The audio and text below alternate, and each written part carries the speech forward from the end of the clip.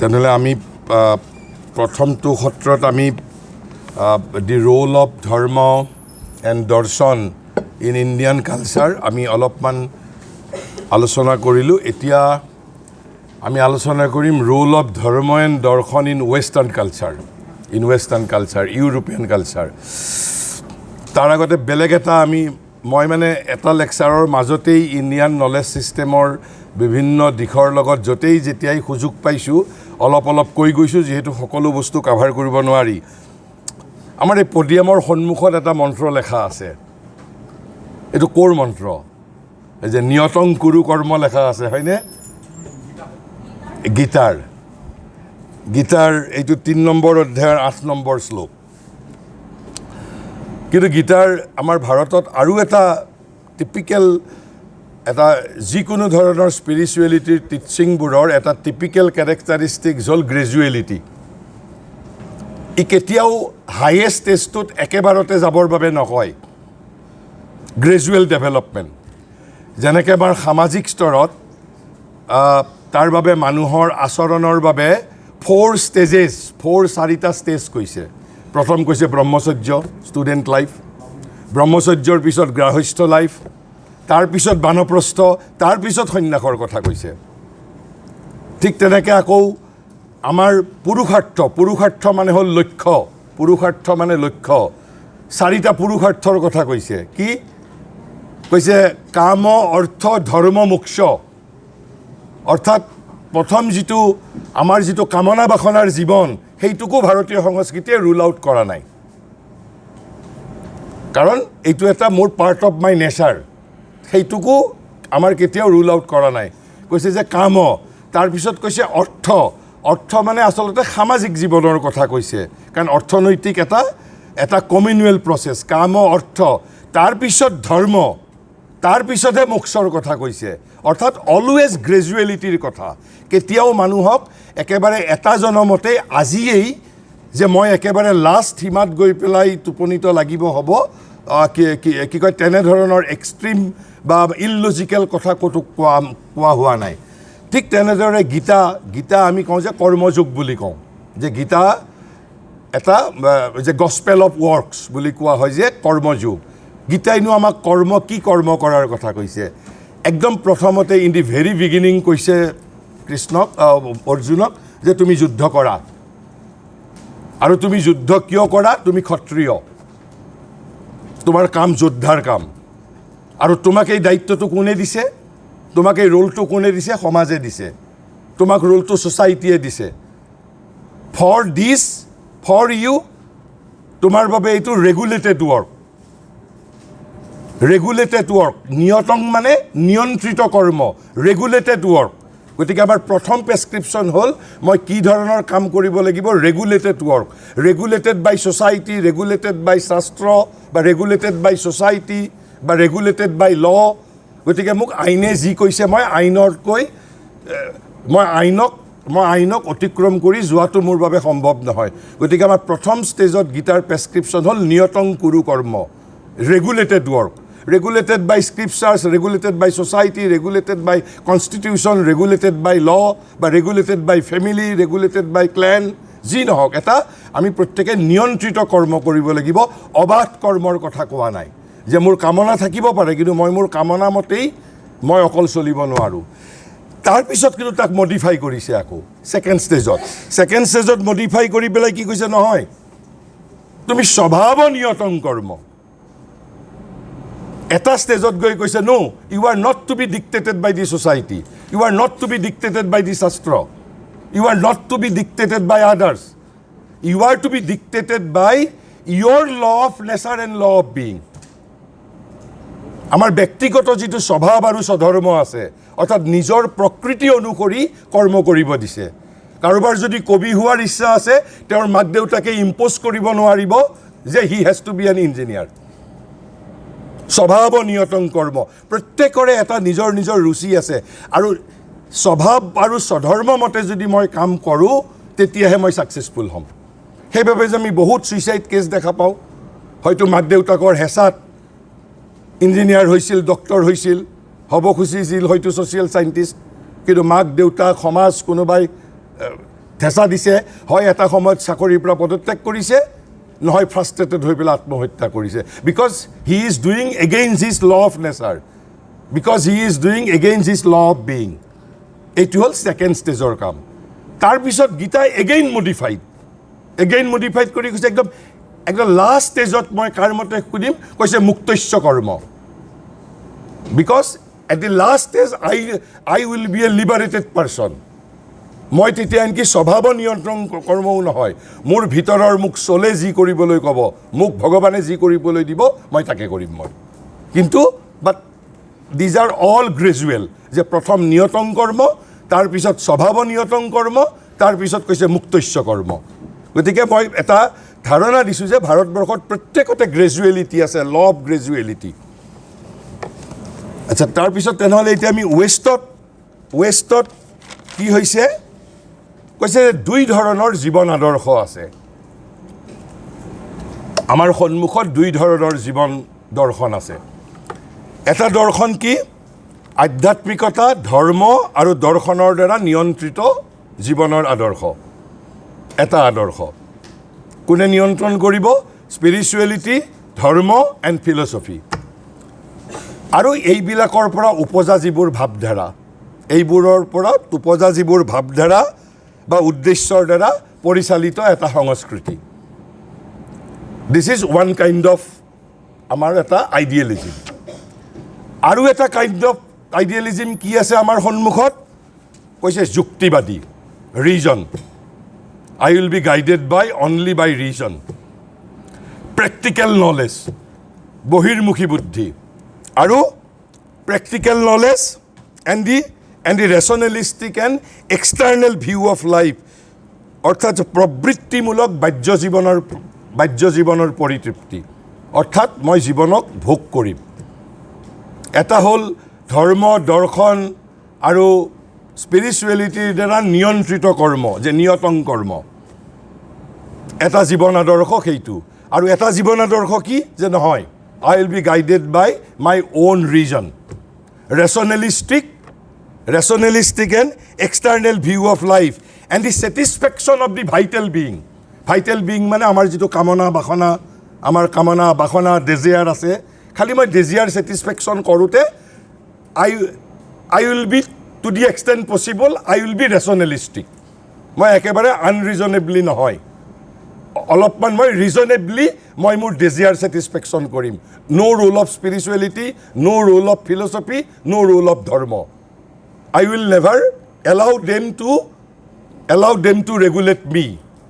I will allow only my reason, external view of life, satisfaction of the vital being. এই তিনিটা বস্তুৰ দ্বাৰা মই মোৰ জীৱনক ৰেগুলেট কৰিবলৈ দিম। এই দুটাই হ'ল আমাৰ সন্মুখত জীৱনৰ দৰ্শন। শ্ৰী অৰবিন্দই কৈছে, the typical occidental mind has been almost entirely fashion by the second view. Typical occidental মানে পাশ্চাত্যৰ যিটো মন, তেওঁলোকে দি ফাৰ্ষ্ট যিটো ideal of life has been totally rejected by them. গতিকে তেওঁলোকৰ বাবে জীৱনৰ আদৰ্শ হ'ল satisfaction of the vital being, অৰ্থাৎ satisfaction of the desire, govern by the intellectual and practical reason. Intellectuality, practical reason, external view of life, তেওঁলোকে তাতে কোনো ইনাৰ লাইফ তেওঁলোকে কোনো এডমিট নকৰে, যে there is only external life, satisfaction of my desire. But তেওঁলোকৰ তাতে guiding ফ'ৰ্চটো কি, যে rational reason and practical knowledge. গতিকে এই দুটাই হ'ল ইউৰোপিয়ান আৰু ইণ্ডিয়ান কালচাৰৰ মাজত পাৰ্থক্য। কিন্তু শ্ৰী অৰবিন্দই কৈছে অলমষ্ট এণ্টায়াৰলি বুলি কৈছে, অলমষ্ট এণ্টায়াৰলি। তাৰ মাজত কৈছে যে ক'ৰবাত যদি এজন দুজন ব্যতিক্ৰম থাকিব পাৰে, সেইটো at the level of individual লেভেলত হয়তো প্ৰথম জীৱন আদৰ্শটোৰ দ্বাৰাও পৰিচালিত হ'ব পাৰে। কাৰণ কিয়, এই যে the word religion, word spirituality, word philosophy, এইবোৰ শব্দটো ইংৰাজী ভাষাটো আছে। যদি ইংৰাজী ভাষাটো এইবোৰ শব্দ আছে, তাৰমানে এইবোৰৰ কিবা ভূমিকা তেওঁলোকৰ তাতো আছিল, নহ'লেতো এই শব্দবোৰেই তেওঁলোকৰ ভাষাত এই শব্দবোৰেই তেওঁলোকৰ ভাষাত নাহিলেহেঁতেন আমি সেইখিনিও পাতিম কথা কিন্তু বৰ্তমান সময়ত আৰু শ্ৰী অৰবিন্দই এয়া লিখিছিল 100 বছৰ আগত and he knows everything about West why কিয় মই ক'লোঁ সেইটো কিজানি গোটেই ভাৰতবৰ্ষৰ ভিতৰত তেওঁৱেই একমাত্ৰ ব্যক্তি আমাৰ সাধাৰণতে মানুহে যিটো সময়ত ফৰেনত যায় তেওঁ সেই সময়ত ফৰেনৰ পৰা উভতি আহিছে he was sent to England at the age of 7 বছৰ বয়সত পঠিয়াইছে তেওঁক 14 বছৰ ফৰেনত আছে 21 বছৰত তেওঁ উভতি আহিছে আৰু 21 বছৰত অহাৰ পিছতহে তেওঁ ভাৰতবৰ্ষক জানিবলৈ চেষ্টা কৰিছে আৰু 21 বছৰত আহোঁতেই তেওঁ 7টা ভাষা জানে ইউৰোপৰ তেওঁ ফৰাচী লেটিন গ্ৰীক অৰিজিনেল ভাষাত তেওঁ হোমাৰৰ ইলিয়াড পঢ়িছে তেওঁ কোনো ইংৰাজী ট্ৰেন্সলেশ্যনৰ জৰিয়তে নাই পঢ়া আৰু ভাৰতত অহাৰ পিছত 2-3 বছৰৰ ভিতৰতে তামিল সংস্কৃত ইভিন নিজৰ বাংলা ভাষাও তেওঁ নিজে দুখ কৰি কৈছে I learn Bangla like a foreigner আৰু তেওঁ কেনেকৈ বাংলা শিকিছিল তেওঁ ভাষা শিকাৰো তেওঁৰ অদ্ভুত নিয়ম তেওঁ বৰোদালৈ এজন কেলকাতাৰ পৰা মানুহক লৈ গৈছিল গৈ কৈছে যে তুমি মোক কোনো গ্ৰামাৰ টামাৰ শিকাব দৰকাৰ নাই কৈছে যে মই কেৱল তোমাৰ লগত বাংলাত কনভাৰচেশ্যন কৰিম মোৰ ক'ত ভুল হয় তুমি কৈ দিবা তেওঁ শিকা কামটো তেওঁৰ সেলফ ষ্টাডিয়েই আছিলে তেনেকৈ তামিল শিকিছিল গতিকে তেওঁ ৱেষ্টৰ বিষয়ে যিখিনি কথা ক'ব ইট ইজ অলমষ্ট অথেণ্টিক আৰু এই কিতাপ আজি 100 বছৰ হৈ গ'ল নোবডি হেজ চেলেঞ্জ গতিকে আমি প্ৰথম কি বুজিলোঁ and it has grown into the mould of the vitalistic rational idea অৰ্থাৎ যিটো আমাৰ প্ৰাণৰ কামনা বাসনা আছে তেওঁলোকৰ বাবে মূল কথা হৈছে নিজৰ যিটো ডেজিয়াৰ ইগোইষ্টিক ডেজিয়াৰ কামনা বাসনা ভোগ পৰিতৃপ্তি সেইটোৰ ছেটিছফেকশ্যনেই তেওঁলোকৰ জীৱনৰ একমাত্ৰ লক্ষ্য কিন্তু নট লাইক এনিমেল তেওঁলোকে হৈছে তেওঁলোকৰ ৰেচন গাইডটো কি ৰিজন প্ৰেক্টিকেল যুক্তি অৰ্থাৎ যুক্তি বুদ্ধিৰ দ্বাৰা তেওঁলোক পৰিচালিত হ'ব আৰু কি কয় ব্যৱহাৰিক বুদ্ধিৰ দ্বাৰা পৰিচালিত হ'ব কৈছে জীৱনৰ প্ৰতি এওঁবিলাকৰ দৃষ্টিভংগী কেতিয়াও দাৰ্শনিক চিন্তাধাৰাৰ দ্বাৰা নিয়ন্ত্ৰিত হোৱা নাই আমাৰ দেশত যি ধৰণে হয়তো আজিকালি মডাৰ্ণ মাইণ্ডৰ মানুহ কোনো দাৰ্শনিকৰ দ্বাৰা কোনো নিয়ন্ত্ৰিত নহয় কিন্তু তথাপি ভাৰতবৰ্ষত এই 150 কোটি মানুহৰ দেশত হাজাৰ কোটি কোটি মানুহ আছে যিসকলে এতিয়াও তেওঁৰ যদি ইউনিভাৰ্চিটিৰ ভাইচ চেঞ্চেলৰে কি কথা কৈছে তাতকৈ বেছি গুৰুত্ব দিব ভাৰতৰ এজন ঋষিয়ে কি কথা কৈছে ঋষিয়ে কোৱা কথাটোকে সত্য বুলি মানিব ইউনিভাৰ্চিটিৰ ভাইচ চেঞ্চেলৰে কোৱা কথাক সত্য বুলি নামানে বা ময়ো নিজে মই যদি আজি মই ছ'চিয়লজিৰ কিতাপত পঢ়ি ভাৰতৰ বিষয়ে মোক এজন ভাইচ চেঞ্চেলৰে কৈছে এজন ইউনিভাৰ্চিটিৰ কালচাৰৰ প্ৰফেচাৰে কিবা এটা কথা কৈছে আৰু সেই কথাটোৰ বিষয়ে শ্ৰী অৰবিন্দই যদি ক'ৰবাত কিবা এটা কথা কৈছে I will accept only Shri Aurobindo's view because of our faith আমি ইউনিভাৰ্চিটিৰ ভাইচ চেঞ্চেলৰ বা প্ৰফেচাৰে কোৱা কথাক বিশ্বাস নকৰোঁ অৰ্থাৎ মনীষীয়ে কোৱা কথাক বিশ্বাস নকৰোঁ আমাক ঋষিয়ে কোৱা কথাক বিশ্বাস কৰিম আমি এইটো আমি ভাল পাওঁ বেয়া পাওঁ দিছ ইজ দি ফেক্ট এইটো এটা বস্তু সত্য আৰু সেইবাবে ভাৰতবৰ্ষত কালিদাস নমস্য কিন্তু ব্যাস বেছি প্ৰণম্য ব্যাসদেৱ বেছি প্ৰণম্য ভাৰতবৰ্ষ চৈতন্যৰ প্ৰতি আকৰ্ষিত কিন্তু কথা শুনিব চৈতন্যৰে চাণক্যক ৰিজেক্ট নকৰে কিন্তু চাণক্যৰ কথাৰ দ্বাৰা যিমান অনুপ্ৰাণিত হ'ব চৈতন্যৰ কথাৰ দ্বাৰা বেছি অনুপ্ৰাণিত হ'ব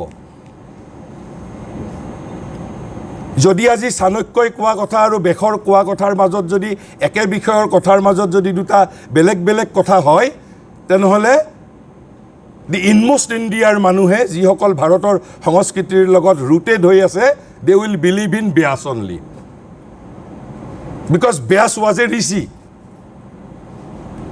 Chanakya was never a rishi. Chanakya was mere a scholar. তাৰ কাৰণ কি তাৰ কাৰণটো হ'ল যে ইন্টেলেক্টত সত্য নাই বুলি ভাবে ভাৰতবৰ্ষৰ মানুহে mind is not the possessor of the truth সত্য ক'ত আছে ইন্টেলেক্টৰ ওপৰত ইনটিউচনত আছে this is the real fact but intellectuality is a necessity কিন্তু ইণ্টেলেকচুৱেলিটিয়ে সত্যত উপনীত হোৱাৰ ক্ষেত্ৰত আমাক সহায় কৰিব পাৰে, ৰিজনে আমাক সহায় কৰিব পাৰে, কিন্তু ৰিজনৰ মাজত এছাত সত্য নাই। তাৰ প্ৰমাণ কি? কিয় আমাৰ কোৰ্টবিলাকত জানো হত্যাকাৰীক নিৰ্দোষী বুলি উকিলে প্ৰমাণ কৰি নিদিয়ে? যদি ৰিজনটো যদি ট্ৰুথ যদি হ'লহেঁতেন, ৰিজনৰ গ্ৰেটেষ্ট লিমিটেশ্যন হ'ল ইয়াৰ দাসত্ব। সি প্ৰভুক বিশ্বাস কৰে। ৰিজনৰ এটা লিমিটেশ্যন অফ ৰিজন কি? আমি যুক্তিক বাধা দিব নোৱাৰোঁ আৰু যুক্তিৰ প্ৰতি আমি অন্ধভক্তও হ'ব নোৱাৰোঁ। কাৰণ কিয়? যুক্তিয়ে তেওঁৰ প্ৰভুৰ কথা মতে চলে, আৰু প্ৰভু যদি বুদ্ধিমান হয় সঁচাক মিছা কৰিব পাৰে, মিছাক সঁচা কৰিব পাৰে যুক্তিৰ দ্বাৰা। সেইবাবে যুক্তিৰ মাজতো সত্য নাই, মনৰ মাজতো সত্য নাই। গতিকে ভাৰতবৰ্ষৰ মানুহে কিয় দাৰ্শনিকক বিশ্বাস কৰে, ঋষিক বিশ্বাস কৰে, কিন্তু ৱেষ্টৰ মানুহে দাৰ্শনিকৰ দ্বাৰা তেওঁলোক পৰিচালিত হোৱা নাই। কিন্তু তাৰ মাজত অলপ অলপ পাৰ্থক্য আছে। কি? এটা সময়ত ইউৰোপৰ নৱজাগৰণৰ আগত, এতিয়া ভাৰতৰ নৱজাগৰণ আৰু ইউৰোপৰ নৱজাগৰণৰ মাজত পাৰ্থক্য আছে। এটা সময় আছিল entire Europe was influenced by the Greek and Roman culture. আৰু সেইটোক কি বুলি কোৱা হয়? এই যে গ্ৰেকো ৰোমান কালচাৰ, গ্ৰীক আৰু ৰোমৰ যৌথ সংস্কৃতি সন্মিলিতভাৱে এণ্টায়াৰ ইউৰোপক প্ৰভাৱ বিস্তাৰ কৰিছিল।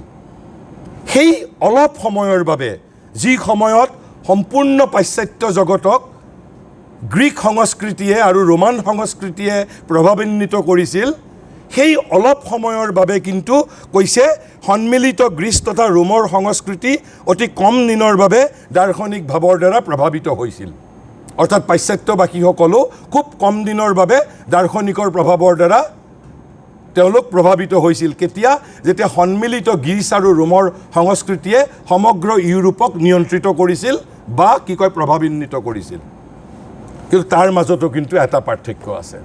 কি পাৰ্থক্য আছে? যদিও খুব কম দিনৰ বাবে ফিলচফিয়ে ইনফ্লুৱেঞ্চ কৰিছিল, কাৰ মাজত কৰিছিল? আবাল বৃদ্ধ বনিতাৰ মাজত নহয়। কাৰ মাজত কৰিছিল? কৈছে কিন্তু সিও মননশীল তথা সুসংস্কৃত এক শ্ৰেণীৰ মাজতেই সীমাবদ্ধ আছিল। আমাৰ দৰে একেবাৰে অশিক্ষিতৰ পৰা শিক্ষিতলৈকে সকলো মানুহকে ভাৰতবৰ্ষত যি ধৰণে স্পিৰিচুৱেল ফিলচফিয়ে প্ৰভাৱিত কৰে, আজিও কৰে, সেই ধৰণে ৱেষ্টৰ সেই সন্মিলিত গ্ৰীক আৰু ৰোমৰ সংস্কৃতিৰ দিনত অলপ কম দিনৰ বাবে কৰিছিল, আৰু একেবাৰে মুষ্টিমেয় যিসকল সুসংস্কৃত আৰু উচ্চ শিক্ষিত আছিল তেওঁলোককহে প্ৰভাৱিত কৰিছিল। তেনেহ'লে তেওঁলোক মূলতঃ কাৰ দ্বাৰা পৰিচালিত হৈছে? কৈছে সততে ব্যৱহাৰিক জ্ঞান, প্ৰেক্টিকেল নলেজ, ব্যৱহাৰিক জ্ঞান আৰু পাৰিপাৰ্শ্বিক প্ৰয়োজনৰ দ্বাৰা এওঁবিলাক চিৰকাল নিয়ন্ত্ৰিত হৈছে। পাৰিপাৰ্শ্বিক প্ৰয়োজনীয়তা মানে মোৰ ঠাণ্ডা লাগিছে, মোক ভাল ঘৰ লাগিব, পিয়াহ লাগিছে, মই পানী খাব লাগিব, মোৰ যিবোৰ পাৰিপাৰ্শ্বিক প্ৰয়োজনীয়তা। আৰু এইটোকেই মই যদি একেবাৰে যদি দি ফিলচফিকেল টাৰ্মটো যদি মই কওঁ, ফিলচফিকেল টাৰ্মটো যদি কওঁ, মই ঠিক মোৰ নামটো অলপ ভুল হ'ব পাৰে, বোধহয় 1600-1500 শতিকামানত, প্ৰবেবলি মোৰ অলপ চেঞ্চুৰীটো ভুল হ'ব পাৰে, এজন কমতে নামৰ চাইণ্টিষ্ট আছিল। তেওঁ এটা চাইণ্টিফিক ফিলচফি প্ৰপগেট কৰিছিল, আৰু সেই ফিলচফিটোৰ দ্বাৰাহে ৱেষ্ট বেছিকৈ চলে, টুগেডাৰ উইথ আৰু এটা ফিলচফিৰ দ্বাৰা। এই দুটাক কি কোৱা হয়? এটাক কোৱা হয় পজিটিভিজিম। পজিটিভিজিম মানে কি? ভাৰতীয় প্ৰতিশব্দত যেতিয়া অনুবাদ কৰে তাক ধ্ৰুৱবাদ বুলি কয়, বা ইহ সৰ্বস্ববাদ, ইহলৌকিকবাদ। অৰ্থাৎ তেওঁলোকে এই জীৱনৰ বাহিৰে আৰু বেলেগ জীৱনক বিশ্বাস নকৰে। ধ্ৰুৱবাদ, ইহ সৰ্বস্ববাদ, এই বুলি যিটো বিশ্বাস, এইটোক পজিটিভিজিম বুলি কয় ইংৰাজীত। এই পজিটিভিজিমৰ মেইন কেৰেক্টাৰিষ্টিক্সটো হ'ল কি? এম্পিৰিকেল প্ৰুফ, অৰ্থাৎ চেন্স আৰু ৰিজন, ইন্দ্ৰিয় আৰু যুক্তিবুদ্ধিয়ে যদি কিবা বস্তু সত্য বুলি কোৱা নাই, দে উইল নট একচেপ্ট।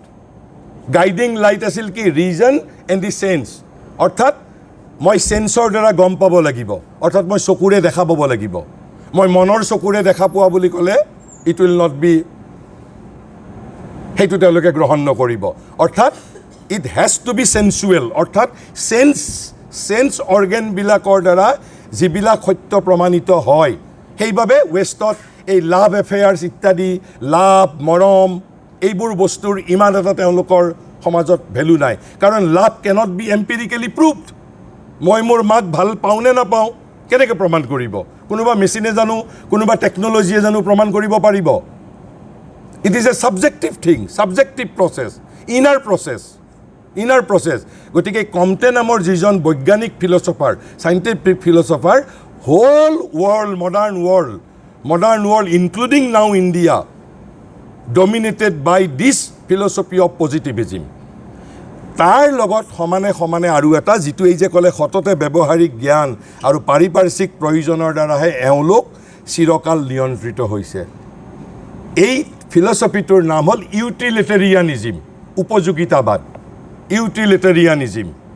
অৰ্থাৎ উপযোগিতাৰ দ্বাৰা মোৰ এই কামটো কৰিম নে নকৰিম, মোৰ কি লাভ হ'ব, আৰু উপযোগিতাবাদ তাৰ ইউটিলিটি কি? ইউটিলিটেৰিয়ানিজিম আৰু হ'ল পজিটিভিজিম। আৰু সেইবাবে আমাৰ শিক্ষাত, আমাৰ এডুকেশ্যনত দেয়াৰ আৰ টু থিয়ৰিজ। এটা হ'ল ইনষ্ট্ৰুমেণ্টেল ভিউ অফ এডুকেশ্যন বুলি কয়, আৰু এটাক কোৱা হয় intrinsic value of education. What are the difference between this two? Instrumental value advocates that education should be used as an instrument to serve purpose other than educational. Orthat education should be used as an instrument to serve purpose other than educational. Orthat job creation, etc. Intrinsic value advocates education is pursued for the sake of educational goal. Job creation is an important issue, but it is not part of educational process. Education has its own objectives. But instrumental value of education does not recognize this philosophy. This instrumental view is an utilitarian philosophy. So, education will be used for economic development. Education will be used as an instrument to promote economic development. Education will be used to create job opportunities. আৰু instrumental ভিউত এডুকেশ্যনৰ নিজৰ যিটো ইন্ট্ৰিনচিক মানে হ'ল নিজৰ অন্তৰ্নিহিত লক্ষ্য, that is not important. আৰু সেইবাবে modern educational philosophy is almost entirely guided and controlled by this instrumental value of education. It is a strong philosophy, parallelly going on. World সেইবাবে educationalist অকল যেতিয়া বহে, whether education to be guided by intrinsic value of education or instrumental value of education. And which one you will support, it is up to your wisdom. গতিকে কিন্তু there are two philosophies parallelly going on. Instrumental value of education and the intrinsic value of education. গতিকে এই যিটো কৈছে পাৰিপাৰ্শ্বিক প্ৰয়োজনৰ দ্বাৰা, অৰ্থাৎ ইউটিলিটেৰিয়ান ভিউ অফ লাইফ, উপযোগিতাবাদ। আচ্ছা, তাৰপিছত আৰু এটা যুগত যেনেকৈ সন্মিলিত গ্ৰীক আৰু ৰোমৰ সংস্কৃতিৰ দিনত যি ধৰণে খুব কম দিনৰ বাবে এটা মুষ্টিমেয় মানুহৰ মাজত, অৰ্থাৎ শিক্ষিত আৰু সুসংস্কৃতসকলৰ মাজত যি ধৰণে দাৰ্শনিকতাৰ বা দৰ্শনৰ এটা প্ৰভাৱ আছিল, ফিলচফিৰ প্ৰভাৱ আছিল, ঠিক সেই ধৰণে আৰু এটা যুগত পাশ্চাত্যবাসীসকল আধ্যাত্মিকতাৰ দ্বাৰা প্ৰভাৱান্বিত হৈছিল এটা যুগত। কিন্তু সেই যুগক তেওঁলোকে এতিয়া এচুকত পেলাই দিছে। কোনটো যুগত? আপোনালোকে যদি মন কৰে, মই সেইদিনাখন যেতিয়া ইণ্ডিয়াৰ 3 পাৱাৰৰ বিষয়ে কওঁতে স্পিৰিচুৱেলিটিৰ ইণ্ডিয়াই কৰা কামৰ মই কথা কৈ থাকোঁতে এষাৰি বাক্য মই 3-4 বাৰ ৰিপিট কৰিছিলোঁ যে খ্ৰীষ্টৰ কণ্ঠত প্ৰধ্বনিত হ'ল উপনিষদ আৰু বৌদ্ধৰ বাণী। খ্ৰীষ্টৰ কণ্ঠত প্ৰধ্বনিত হ'ল হা মই সেইটো 2-3 বাৰ কৈছিলোঁ অৰ্থাৎ ইয়াতে কৈছে যিসমূহ যুগত প্ৰাচ্যৰ পৰা অৰ্থাৎ ওৰিয়েণ্ট অৰ্থাৎ আমাৰ এছিয়াৰ পৰা কৈছে যিসমূহ যুগত প্ৰাচ্যৰ পৰা আধ্যাত্মিকতা তথা ধৰ্মৰ ভাৱধাৰাই আক্ৰমণ আৰু এওঁবিলাকৰ প্ৰাণ তথা মনৰ ওপৰত আধিপত্য বিস্তাৰ কৰিবলৈ চেষ্টা কৰিছিল এওঁবিলাকে সেইসমূহ যুগ সম্প্ৰতি এচুকত পেলাই দিছে অৰ্থাৎ এটা সময়ত they were influenced by the spiritual and religious conception of the East কিন্তু কৈছে সেইসমূহ প্ৰভাৱ এতিয়া তেওঁলোকে ঘাইকৈ বৰ্জন কৰিছে ইউৰোপ হেজ অলমোষ্ট ৰিজেক্টেড খ্ৰীষ্টানিটি নাও যদি আপোনালোকে ছচিয়লজিকেল কোনোবাই যদি ৰিচাৰ্চ কৰে গম পাব তেওঁলোকে এটা যান্ত্ৰিকভাৱে ৰবিবাৰে চাৰ্চলৈ যায় বহুত চাৰ্চ আপোনাৰ ইস্কনে কিনি লৈছে বহুত চাৰ্চ গুৰুদ্বাৰা হৈছে ৰাছিয়াতটো ইস্কনে এটা ব্যাপক বিজয় সাব্যস্ত কৰি আছে আৰু এইবিলাক আপোনালোকে যেতিয়া অলপমান যদি ইণ্টাৰনেশ্যনেলি এৱেৰ হয় কাৰণ দি মডাৰ্ণ মাইণ্ড কাৰণ তেওঁলোক modern Europe is guided by this positivism and utilitarianism আৰু পাৰহেপছ এইভাবে হ'ব পাৰে যে তেওঁলোকে কিন্তু আমাৰ ভাৰতীয় সংস্কৃতিৰ মাজত স্পিৰিচুৱেলিটিৰ মাজত rationality is also taken into consideration supra rational ট্ৰুথকো একচেপ্ট কৰা হৈছে অৰ্থাৎ যুক্তিৰ ওপৰত কি সত্য আছে সেইটোকো একচেপ্ট কৰা হৈছে আকৌ যুক্তিকো নেগলেক্ট কৰা নাই হোৱা কিন্তু তেওঁলোকৰ মাজত যিবোৰ ডগমেটিক কথা আছে যেহেতু দি পাৱাৰফুল ইনফ্লুৱেঞ্চ অফ পজিটিভিজিম এণ্ড ইউটিলিটেৰিয়ানিজিম থকাৰ বাবে তাৰ যিমানেই মডাৰ্ণ ইউৰোপত মানুহ প্ৰগ্ৰেছিভ হৈছে আৰু শিক্ষিত হৈছে দে হেভ এবাণ্ডন দেয়াৰ খ্ৰীষ্টানিটি আৰু সেইবাবে ৰাদাৰ খ্ৰীষ্টান মিছনাৰীসকলে বৰ্তমান আমাৰ এছিয়া ইণ্ডিয়া এইবোৰ জাগাই তেওঁলোকৰ বাবে ফাৰ্টাইল লেণ্ড কিন্তু ইণ্ডিয়াত সেইটো হোৱা নাই আৰু সেইবাবেইতো গোটেই পৃথিৱীৰ মানুহে যে what is dear in Indian culture কিয় ইয়াৰ যদিও দেহে মডাৰ্ণ মাইণ্ড মই কৈছোঁ যে মেক্সিমাম যে প্ৰায় almost a large section of our educated section has already been alienated from Indian culture because of this powerful influence of positivism and utilitarianism. It is still not all. This is the power of living and heroic power of Indian culture. গতিকে কৈছে এইবোৰ যুগ তেওঁলোকে পাহৰিছে আকৌ এয়া হ'ল দৰ্শনৰ কথা ধৰ্ম ইউৰোপত ধৰ্মৰ পজিশ্যনটো কি এই আমি দৰ্শনৰ কথা পাতিলোঁ ইউৰোপত ধৰ্মৰ পজিশ্যনটো কি কৈছে এওঁবিলাকৰ ধৰ্ম প্ৰাণিক অৰ্থাৎ প্ৰাণৰ ধৰ্ম অৰ্থাৎ ধৰ্ম মানে কামনা বাসনা ভোগ তৃপ্তিৰ ধৰ্ম তেওঁলোকে ধৰ্ম বুলি ক'লে সেইটোক বুজে কামনা বাসনা ভোগ তৃপ্তি সেইটোক বুজে কৈছে পাৰ্থিৱ আৰু জাগতিক মানৱ সমাজৰ ধৰ্ম they have no concern with the concept of soul তেওঁলোকৰ বাবে satisfaction of body satisfaction of mind satisfaction of life life means emotion যিটো আমাৰ ডেজিয়াৰ্ছ এণ্ড ইম'শ্যনছ এটচেট্ৰা তাৰপিছত আদৰ্শ মন তথা বুদ্ধিৰ পৰিপুষ্টি ইণ্টেলেকচুৱেলিটি তেওঁলোকৰ মাজত আছে এটা আইডিয়েলিষ্টিক মাইণ্ড মানে ৰেগুলেটেড বাই দি ৰেচনেলিষ্টিক ইণ্টেলিজেঞ্চ অৰ্থাৎ যুক্তি বুদ্ধিৰ দ্বাৰা পৰিচালিত সমাজ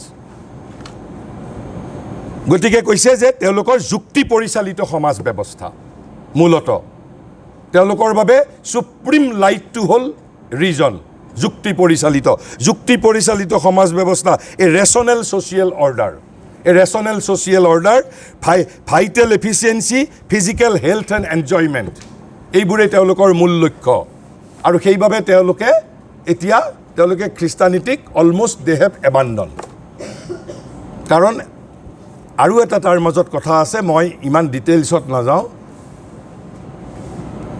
ভাৰতৰ সংস্কৃতি যিমান লিবাৰেল যিমান মানুহক ফ্ৰীডম দিছে খ্ৰীষ্টানিটি ইজ ভেৰি ভেৰি ডগমেটিক কঠোৰ সাধনাৰ কথা কোৱা আছে যিবোৰ মডাৰ্ণ মাইণ্ড হেজ ৰিজেক্টেড কিন্তু ইণ্ডিয়ান কালচাৰে ভাৰতবৰ্ষক একো দিব নোৱাৰিলেও যিটো freedom of religion and freedom of spirituality যিটো দিছে আপুনি যদি এক্সিষ্টিং বেদক মানিব খোজা নাই নো প্ৰব্লেম আপুনি নিজৰ বুকছ অফ ফিলচফি লিখি লওক আপুনিও 3জন শিষ্য পাব।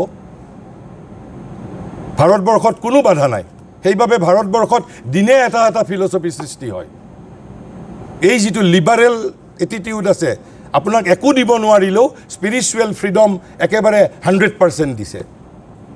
আপুনি মন্দিৰত গৈ ভগৱানক পাব, নে আপুনি নামঘৰত গৈ ভগৱানক পাব, আপুনি পূজা কৰিব নে নাম গাব, নে আপুনি কিতাপ পঢ়িব, নে আপুনি কোনো ৰিচুৱেলিটিয়েই নকৰিব, all up to your wisdom.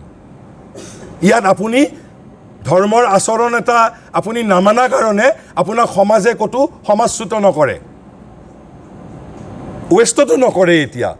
কিন্তু পৃথিৱীত এনে কিছুমান দেশ আছে য'ত তেওঁলোকৰ যদি আপুনি ৰুল ফ'ল' নকৰে, ডগমেটিক ৰুল ফ'ল' নকৰে, সেই সমাজৰ যদি সমাজ ব্যৱস্থা তাত শক্তিশালী হৈ আছে, তেনেকুৱা মানুহক সমাজচ্যুত কৰিব। আনকি ইমান প্ৰৱণতা আছে, মই মোৰ ব্যক্তিগত জীৱনৰ পৰা মই কওঁ, মই তেতিয়া শিলচৰত চাকৰি কৰি আছিলোঁ। এটা বিশেষ ধৰ্মৰ মাহত, বিশেষ ধৰ্মীয় সম্প্ৰদায়ৰ এটা ধাৰ্মিক এটা আচৰণৰ সময়ত মই গাড়ী লৈ মই গুৱাহাটীলৈ আহিছিলোঁ। মোৰ লগত সেই বিশেষ ধৰ্মৰ এগৰাকী মোৰ সহকৰ্মীও আছিল। আমি এটা জেগাত আমি খাবৰ কাৰণে সোমালোঁ। তেতিয়া মই সহকৰ্মীক যেতিয়া সুধিলোঁ যে তেওঁতো নাখায়, তেওঁ সেই সময়ত ব্ৰতত আছে। মই ক'লোঁ যে ড্ৰাইভাৰজনক সোধোঁ খায় নে নাখায়। তেতিয়া মোৰ সহকৰ্মীজনে ক'লে, ছাৰ সিও নাখায়, কাৰণ সিও তেওঁলোকৰ ধৰ্মৰেই। গতিকে কৈছে যে ছাৰ সিও নাখায়, কাৰণ আমাৰ অমুক ব্ৰত চলি আছে। কিন্তু মই বোলো নহয়, তথাপি মই ড্ৰাইভাৰজনক সোধাটো মোৰ বাবে এইটো ডিউটি, কাৰণ যিহেতু গাড়ী চলাই আহিছে, ইয়াৰ পৰা 8 ঘণ্টা 9 ঘণ্টা গাড়ী চলাব লাগিব। তেতিয়া ড্ৰাইভাৰজনে কৈছে, নহয় মই খাম ছাৰ, মই খাম। খালে, তাৰ মাজত আৰু কোনো কথা হোৱা নাই। যেতিয়া আমি 2 দিন পিছত আকৌ শিলচৰত উভতি গৈছোঁ, যেতিয়া মোক প্ৰথমতে গাড়ীখনে ঘৰত নমাই থৈছে, মই স্বাভাৱিকভাৱে মই ক'লোঁ যে এজ এ ড্ৰাইভাৰজনক অলপমান টিপছ এটা দিওঁ মই। কিন্তু যিজন মোৰ সহকৰ্মী তেওঁ কৈছে, ছাৰ তাক একো দিব নালাগে, মোৰ তাৰ প্ৰতি কোনো শ্ৰদ্ধা নাই। সি আমাৰ অমুক বস্তুটো চলি থকাৰ সময়ত ভাত খাই দিছে। আৰু মইতো একেবাৰে সত্য কথা কৈছোঁ আপোনালোকক।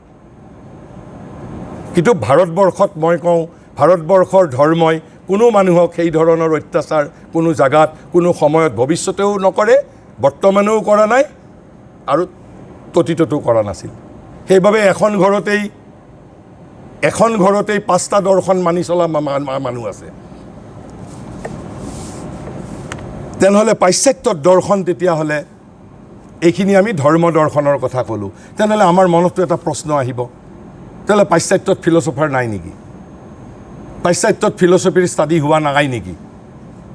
আমাৰ ইয়াত বহু সাংবাদিকে আগত প্ৰণম্য প্ৰাতস্মৰণীয় সাংবাদিকে বা প্ৰাতস্মৰণীয় সাহিত্যিকে কিবা লিখিলেই ৱেষ্টাৰ্ণ ফিলচফাৰৰ একোটা উদ্ধৃতি দিছিল। শ্ৰী অৰবিন্দ কৈছে, নহয়, পাশ্চাত্যত একেবাৰে লাৰ্জ স্কেলত ফিলচফিৰ ষ্টাডি হৈছে, লাৰ্জ স্কেলত ফিলচফিৰ ষ্টাডি হৈছে। কি বুলি কৈছে? যে ইউৰোপৰ উচ্চতম মানসিক সম্পন্ন পণ্ডিতসকলে বুদ্ধিৰ ক্ষেত্ৰত, কিন্তু এট দি লেভেল অফ ইণ্টেলেকচুৱেলিটি, বুদ্ধিৰ ক্ষেত্ৰত গভীৰ তথা বৃহৎভাৱে দৰ্শন শাস্ত্ৰৰ বৰ্ণনা কৰিছে। কিন্তু পাৰ্থক্য ক'ত?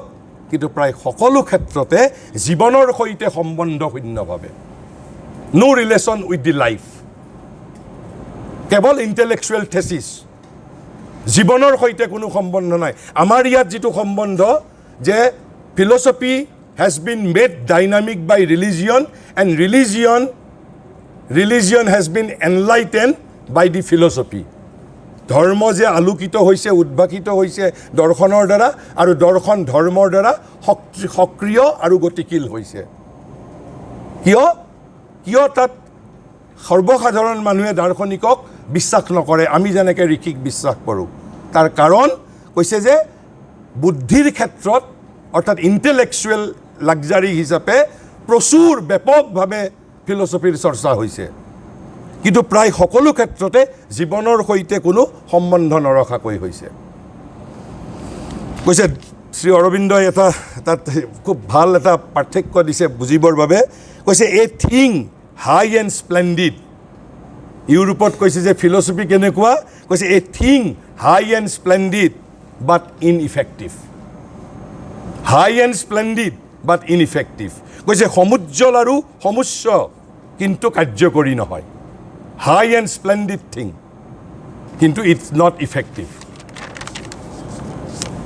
কৈছে এই কথা উল্লেখযোগ্য যে ভাৰতবৰ্ষ আৰু চীনত দৰ্শনে জীৱন পৰিচালনাৰ ভাৰ গ্ৰহণ কৰিছে। ভাৰতবৰ্ষ আৰু চীনত, কিন্তু আধুনিক চীন কিন্তু নিজেই নিজৰ এটা অস্বীকৃতি। মই এইটো শ্ৰী অৰবিন্দই লিখিছিল 100 বছৰ আগত, আজি কিন্তু সেই কথা ক'ব পৰা নাযায়। আৰু চীন এতিয়া অলমষ্ট, চীন হেজ ৰিজেক্টেড দেমছেলভছ। চীনৰ এতিয়া তেওঁলোকে নিজৰ সংস্কৃতিৰ লগত ইমান ৰুটেড হৈ থকা নাই, কিন্তু 100 বছৰমান আগলৈকে আছিল। কৈছে যে এই কথা উল্লেখযোগ্য যে ভাৰতবৰ্ষ আৰু চীনত দৰ্শনে জীৱন পৰিচালনাৰ ভাৰ গ্ৰহণ কৰিছে, সভ্যতাৰ ওপৰত ব্যৱহাৰিকভাৱে প্ৰভূত প্ৰভাৱ বিস্তাৰ কৰিছে, আনকি সাধাৰণ চিন্তা আৰু কাৰ্যৰ মাজতো পূৰ্ণৰূপে মিলি গৈছে। আমি আমাৰ দৈনন্দিন জীৱনতো বহু ক্ষেত্ৰত ক'ব নোৱাৰাকৈ আমি দৰ্শনৰ দ্বাৰা নিজৰ জীৱনক পৰিচালিত কৰোঁ। আপুনি হয়তো নাজানিব পাৰোঁ আমি, কিন্তু আপোনাৰ কথাটোৰ আপুনি কাৰণ আপুনি আনকনচিয়াছলি ইউ আৰ ফলোয়িং, কিছুমানে কেৱল কনচিয়াছলি ফলোয়িং। আমি আমাৰ দৈনন্দিন, কিন্তু these are fast decreasing, first disappearing, সেইটো আমি ক'ব লাগিব। সেইবাবেইতো IPS হেজ বিন ইম্প'জ কিয় কৰিছে? Because it is an intervention as a necessity. আজিৰ পৰা 200 বছৰ আগলৈকে ভাৰতবৰ্ষত নেচেচিটি হোৱা নাছিল। তেতিয়া ভাৰতৰ সমাজ, ভাৰতৰ সভ্যতাই যিবোৰ এডভাৰ্ছ ফ'ৰ্চক প্ৰতিহত কৰিব পাৰিছিল, কিন্তু আজি যিটো ইনফৰমেশ্যন টেকন'লজি, যিটো নিউ ৱৰ্ল্ড অৰ্ডাৰ ইমাৰ্জিং, এই নিউ ৱৰ্ল্ড অৰ্ডাৰৰ মাজত উই আৰ অলছ' থ্ৰেটেণ্ড। আৰু সেইবাবেই এই যে কৈছোঁ যে ভাৰতৰ আত্মাই সদায় টাইমলি ইণ্টাৰভেনশ্যন কৰে। কৈছে ইউৰোপত জীৱনৰ ক্ষেত্ৰত এনেধৰণৰ গুৰুত্বপূৰ্ণ আসন অধিকাৰ কৰিবলৈ দৰ্শন কেতিয়াও সমৰ্থ হৈ উঠা নাই। কিন্তু আকৌ there is a third example, exception. কি এক্সাম্পল? এটা মই কি ক'লোঁ, গ্ৰীক আৰু ৰোমৰ সন্মিলিত সংস্কৃতিয়ে যেতিয়া ইনফ্লুৱেঞ্চ কৰিছিল, তেতিয়া কম দিনৰ বাবে ইউৰোপক দৰ্শনে পৰিচালিত কৰিছিল, কিন্তু মুষ্টিমেয় মানুহৰ মাজত। আৰু এটা সময়ত কেতিয়া কৰিছিল স্পিৰিচুৱেল ফিলচফিয়ে? যেতিয়া প্ৰাচ্যৰ ধৰ্ম আৰু আধ্যাত্মিক প্ৰবাহে তেওঁলোকক প্ৰভাৱিত কৰিছিল। এইটো হ'ল 2 নম্বৰ অকেজন। 3 নম্বৰ আৰু এটা অকেজন আছিল, যিটো সময়ত পাশ্চাত্যক ফিলচফিয়ে গাইড কৰিছিল, ইনফ্লুৱেঞ্চ কৰিছিল। কেতিয়া? আপোনালোকে চাব, সেই ফিলচফিটো মই তাতে ব্যাখ্যা কৰিব নাযাওঁ।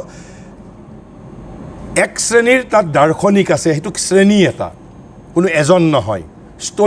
ষ্টয়িক ফিলচফাৰ্ছ, ষ্টয়িক বুলি কয়, Stoic STOICS, STOIC, Stoic is a সম্প্ৰদায়, এটা কমিউনিটি অফ ফিলচফাৰ্ছ। আৰু হ'ল এটা এপিকিউৰিয়ান।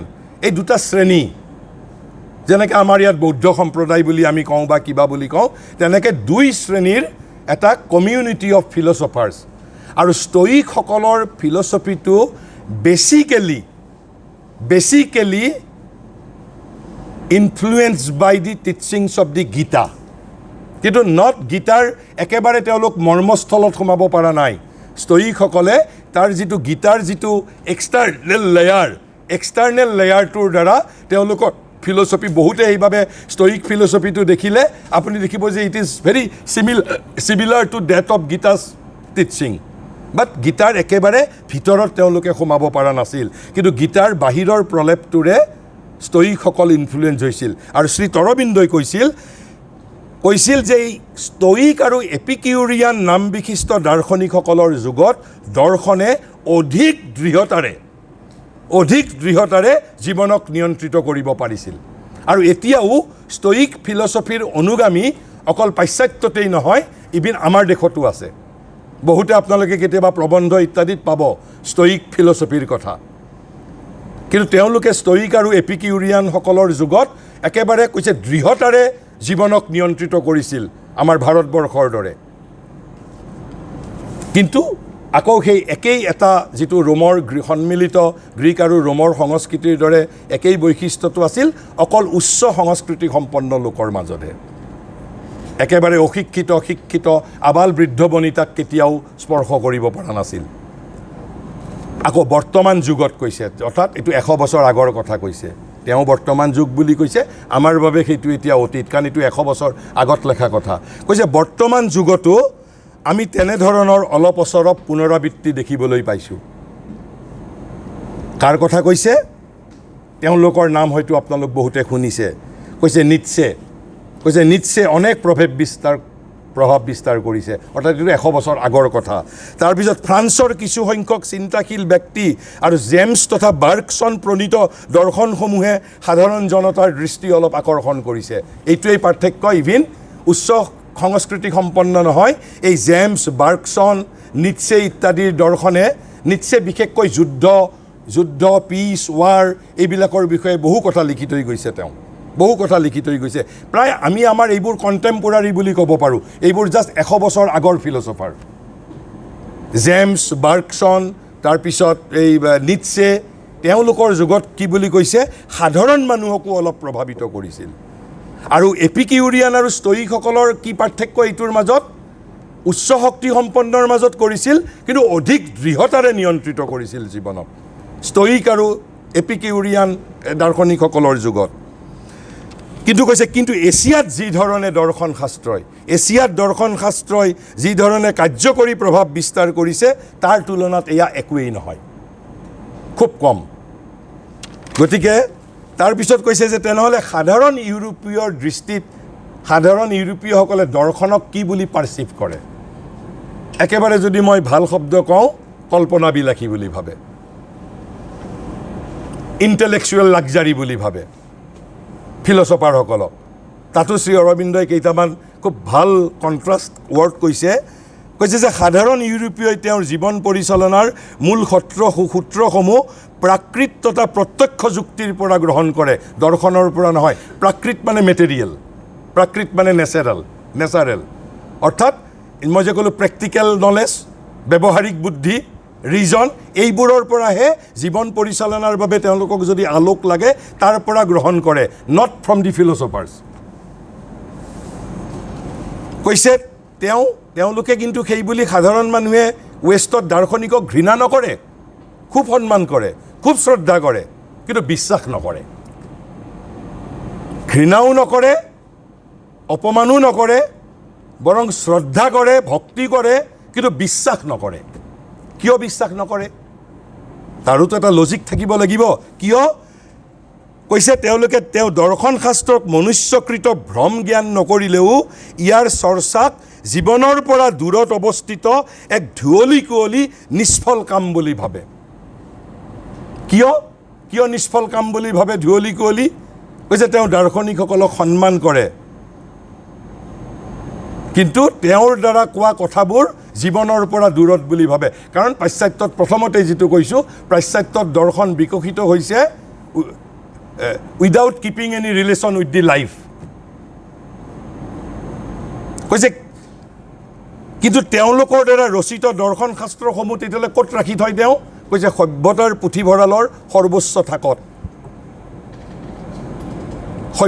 পুথিভঁৰালৰ সৰ্বোচ্চ থাকত কিতাপবোৰ থাকে চাফা কৰি ৰাখে ধূলি মাকতি পৰিবও নিদিয়ে কিন্তু কৈছে দুই এগৰাকী অসাধাৰণ মনন শক্তি সম্পন্ন ব্যক্তি ভিন্ন আন কোনেও সেইবোৰ তললৈ নমাই নানে বা ব্যৱহাৰ নকৰে দুই এজনে কেতিয়াবা ৰিচাৰ্চ পাৰপাছত কিবা পাৰপাছত নহ'লে একেবাৰে কিন্তু হাইয়েষ্ট চেল্ফত ৰাখি থৈছে ধুনীয়াকৈ আমাৰ ভাৰতবৰ্ষতো ইমান ধুনীয়াকৈ ৰখা নাই কিন্তু ভাৰতবৰ্ষত নিতৌ মহাভাৰত কিমান বিক্ৰী হয় আপোনালোকে হিচাপ ল'ব ৰামায়ণৰ কপি কিমান বিক্ৰী হয় বেদৰ কপি কিমান বিক্ৰী হয় নিতৌ কিমানটা ভাষাত গীতা ইজ বিং ট্ৰেন্সলেটেড আজি 10,000 বছৰ হৈ গ'ল ৰামায়ণ মহাভাৰতৰ কোনো ৰিপ্লেচমেণ্ট নাই আজিও ৰামায়ণ মহাভাৰত ঠিক আছে এক শ্ৰেণীৰ মানুহে নুশুনে কিন্তু আজিও ৰামায়ণ মহাভাৰতৰ কথাই আমাক আকৰ্ষিত কৰে কিন্তু 10,000 বছৰ আগৰ এটা ষ্টৰী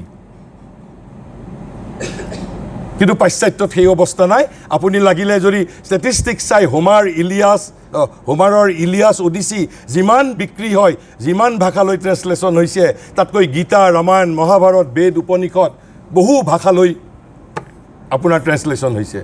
আৰু নিতৌ এদিনতে ভাৰতবৰ্ষত কিমান পুৰাণৰ কপি বিক্ৰী হয়, কিমান বেদৰ কপি বিক্ৰী হয়, আমি হয়তো নাজানো। কাৰণ কিয়? আমি ৰুমটোৰ ভিতৰত সোমোৱাই নাই। মোৰ নিজৰ ঘৰতেই স্পিৰিচুৱেল বেছড কিতাপ মোৰ দেন কিজানি 4000 মান কালেকশ্যন আছে, ডেট টু ৰিটেন বাই ইণ্ডিয়ান ৰাইটাৰ্ছ। কিন্তু আমিতো ভাবিলে ক'ত এইবোৰ বোলে কোনে লেখে, কেতিয়া লিখিছে, আমিতো বজাৰত দেখা নাপাওঁ। কিন্তু যাৰ এই যে কয় যে যাৰ ইণ্টাৰেষ্ট তেওঁ গম পাব। It is being created because surface India is not the only India, there is an inner India, there is an inmost India two.